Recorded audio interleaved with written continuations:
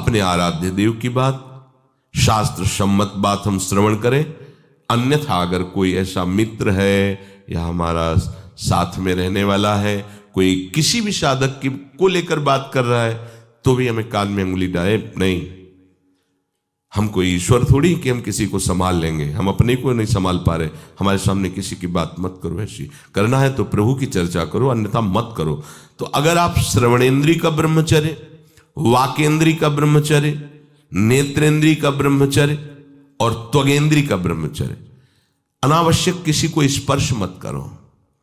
परस्पर विरोधी शरीर को तो भूल कर मत करो। विरोधी शरीर जिससे हमारा पुरुष शरीर है, सामने स्त्री शरीर है, तो किसी भी तरह से सेवा के लिए संकेत करना या किसी भी सेवा के लेन देन में बचाव पक्ष में रहो। यहां रख दीजिए सामान, फिर आप उठा लीजिए। सीधे हाथ में सामान लेना नहीं, सीधे हाथ में सामान देना नहीं, जमीन में रख दीजिए। बहुत पवित्र है तो आप कुर्सी पे जो भी आसन उसका हाथ में लेने का नहीं। परस्पर विरोधी भाव वाले शरीरों का स्पर्श बिल्कुल निषेध है, किसी भी कारण से ना किया जाए।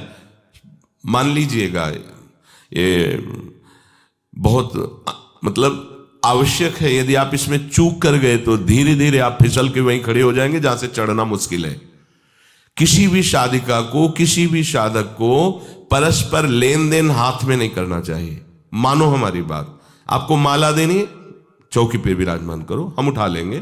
हमें कोई सामग्री, ये सामान रखिए, आप उठा लीजिएगा।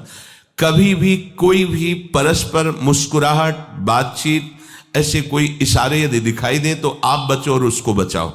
साधक है, साधिका है, ऐसी गलती हो सकती है, आपसे भी गलती हो सकती है। आप सत्संग सुनते हैं, आपको लगा कि इसकी मुस्कुराहट, इसकी कुछ चेष्टा ऐसी दिखाई दे रही है जो हमारे अंदर कामुकता पैदा कर सकती है, उसको भी बचाओ और स्वयं बचो, तो भगवान आप पर प्रसन्न हो जाएंगे। वो देख रहे हैं अंदर की बात। साधक को बहुत सावधान रहने की आवश्यकता। ये इसको खिलवाड़ मत समझो, इसीलिए कह रहे हैं ये अध्यात्म है, ये परमार्थ है। आपको लगेगा नहीं कि क्या हुआ, मैं कहां भ्रष्ट हुआ, ऐसी जगह खड़े हो जाओगे कि जान भी नहीं पाओगे कि मैं कहां चढ़ रहा था, दोबारा उत्साह भी नहीं आ पाएगा। बात अच्छे से समझ लीजिए। तो हमारी त्वगेंद्री का व्यभिचार ना होने पावे, सहसा किसी का इस पर किसी की भी अगर सेवा करने का सौभाग्य मिले, फिर उसमें ये प्रश्न नहीं उठता।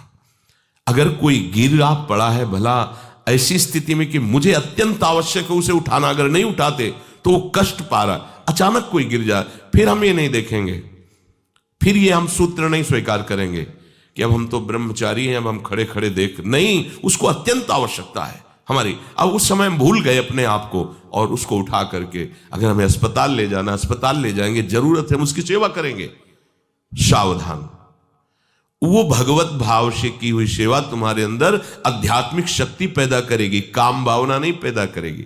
हमारी माँ बीमार हो और हमें उसे पता चला कि शौच कर दिया है, हमें शौचाना पड़े, हमें उसका मल धोना पड़े, तो क्या हमें काम जागृत हो जाएगा? क्या मेरी माँ है। हमारी बुद्धि कभी ऐसी नहीं होगी। आपका पिता है, आप लड़की हो, कोई दूसरा रह नहीं गया और वो बीमार है, आपको ऐसी क्या काम जागृत हो जाएगा? क्या अगर ऐसी सेवा में काम जागृत होता तो कोई नर्स ही अस्पताल में नहीं होती। हर सेवा उसको करनी होती है, नर्स को, चाहे वो स्त्री शरीर हो चाहे पुरुष शरीर हो। परस्पर विरोधी शरीरों की सेवा पर कहीं काम थोड़ी जागृत होता, क्योंकि उसको अपने सेवा धर्म से मतलब है। तो ये सेवा के समय इस सूत्र को न देखा जाए, पर ध्यान रखें, अत्यंत आवश्यक जहां आपके सिवा नहीं हो सकता, वहां अगर हमें ऐसा अवसर मिलता है कि सेवा उसे हो सकती है, तो हम पहले उसे प्रेरित करेंगे। और अगर ऐसा है कि अब कोई नहीं है, फिर हमारा परम धर्म जागृत हो जाता है परहित का। अगर हमारा कोई निंदा भी करे, कोई शरीर की भी हानि हो जाए, अब हम परवाह नहीं करते। परहित सरिस धर्म नहीं भाई, इससे बड़ा कोई धर्म नहीं है। पर ध्यान रखें, भगवान को साक्षी करके ये उस समय की बात है जहां बिल्कुल कोई अब गुंजाइश नहीं रह गई है।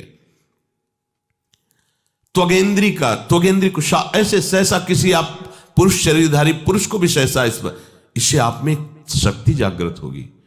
यदि आप वाणी को मौन रखते हैं और भगवान नाम जप करते हैं और सत्य बोलते हैं, तो आप जब कभी जो कुछ भी बोलेंगे वैसा ही सत्य होगा। गांधारी जी ने कोई तप नहीं किया था। जब सुना कि मेरा ब्याह धृतराष्ट्र से हो रहा है, जो बाह्य नेत्र रहित हैं, उसी समय पट्टी बांध ली कि जब मेरा पति संसार को नहीं देख सकता तो मैं भी संसार को नहीं देखूं। जब मेरा पति मेरे रूप को नहीं देख सकता तो मैं भी किसी के रूप को नहीं देख, पट्टी बांध ली थी। जब महाभारत का युद्ध चल रहा था, बड़े बड़े वीरों को मार गिराया जा रहा था, गांधारी ने दुर्योधन से कहा, सुन,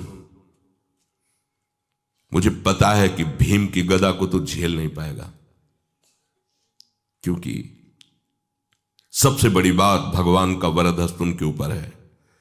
दूसरी बात, वो पवन पुत्र है, वो जब अपने आवेश में आ जाएगा तो तेरी सामर्थ्य नहीं कि उसकी गदा के प्रहार को तू सह सके, पर मैं तुझे शक्ति प्रदान करूंगी। मैं एक पतिव्रता हूं, आज तक कभी पति का वरण करने के बाद कुछ देखा नहीं है। मैं अपने नेत्रों की पट्टी खोलूंगी, तू नग्न होकर मेरे सामने आ जाना। मेरी दृष्टि पड़ते ही वज्र का शरीर तेरा हो जाएगा, किसी के सामर्थ्य नहीं कि तेरे उस अंगों को तोड़ सके। भगवान सब कुछ जानने वाले हैं। भगवान भक्त पक्षपाती होते, भगवान का स्वभाव भक्त का पक्षपात लेना होता है। वो अपने महल से कॉरिडोर से जा रहा था गांधारी जी के पास, भगवान आ गए चट से, तो तुरंत उसने हाथ ऐसे लगा लिया, मुझे शर्म आनी चाहिए यार, तो हस्तिनापुर के सम्राट पद पर अभिषिक्त होने के लिए तैयारी कर रहा है, नंगे घूम रहा है गली में। उसने कहा, गली में नहीं, मां के सामने जा रहा है। अरे कोई बच्चा है, ऐसे जाया जाता है मां के सामने? उसने कहा, मां ने कहा है कि हम पट्टी खोलकर तुम्हें देख लेंगे तो तुम्हारा शरीर वज्र का, चलो माना, मां की आज्ञा का पालन करो, थोड़ा इन अंगों को तो ढक लो, तुम तो बड़े हो, कोई बच्चे थोड़ी को मां के सामने ऐसे चले जाओगे, ढकना चाहिए तुम्हें। वापस कर दिया। वो यहां ऐसे पत्तों से ढका, वस्त्र नहीं पहना, मां की आज्ञा, ऐसे पत्ते से ऐसे कमर से ऐसे ढक लिया, पीछे आगे ऐसे। गांधारी जी ने पट्टी खोली और जे ही देखा पूरा शरीर वज्र का हो। तो ये क्या किया तूने, कमर में क्यों बांध लिया? बोले शर्म लगती थी। कैसे आपके? बोले यहीं से मारा जाएगा, भीम की गदा का प्रहार तेरी इसी जंघा और कमर को तोड़ देगा, तेरी मृत्यु। मान गई, प्रभु के विधान के आगे किसी का बल काम नहीं करता।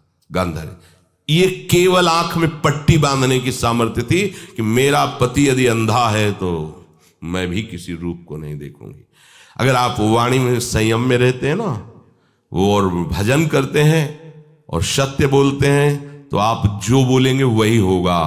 पर ऐसा कुछ अनर्थ वो बोलता ही नहीं, क्योंकि ऐसा संयमी जान जाता है कि इन सब का फल भगवत प्राप्ति है, किसी को कष्ट देना नहीं है।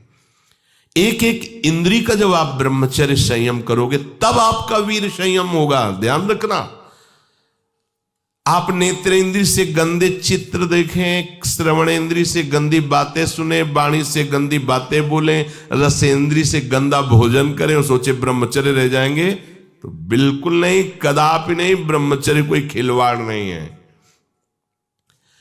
जो ये तो हुआ इंद्रियों का, फिर आता है अंतःकरण का ब्रह्मचर्य। हमारा मन काम की तरफ तभी जाता है जब उसको निज सुख नहीं मिलता। ध्यान रखना, सृष्टि में जितने भी दुर्गुण दुराचार होते हैं उनमें दो प्रधान होते हैं, एक काम भोग और एक धन, और सब छोटी मोटी बातें हैं। प्रायः जितने भी हिंसा होगी, जितनी भी भयानक घटनाएं होंगी, भयानक युद्ध होगा, उन दो में अंतर्गत ही होगा, दो के अंतर्गत ही होगा। या उसका कहीं ना कहीं काम से संबंध, स्त्री संबंध से या धन संबंध से है। चाहे जो भी घटना हो उसको देख लेना, प्रधानता दो में ही होगा, कंचन और कामिनी।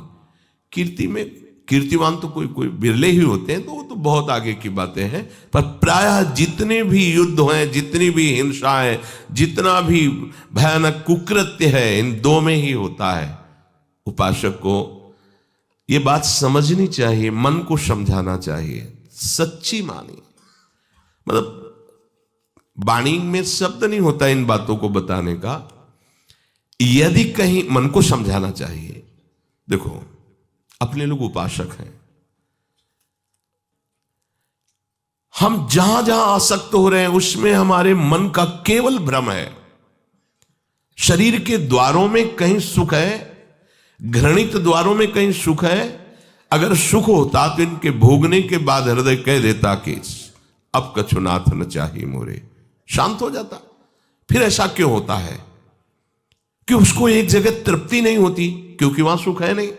फिर सोचता है शायद उसमें हो, उसमें हो, उसमें हो। पूरे के पूरे युग के युग व्यतीत हो गए, कल्प के कल्प व्यतीत हो गए भोगते हुए, क्या सुख मिला? क्या स्त्री शरीर सोचता है पुरुष शरीर में सुख है, पुरुष शरीर सोचता है स्त्री शरीर में सुख है, या आदि आदि। अगर सुख होता तो पूरे ब्रह्मांड में पशु पक्षी कीड़ा मकोड़ा सब मैथुन धर्म से युक्त है, ये सब सुखी हो जाते हैं ना। जो जितना भोगा सकते उतना ही दुखी, देख लो।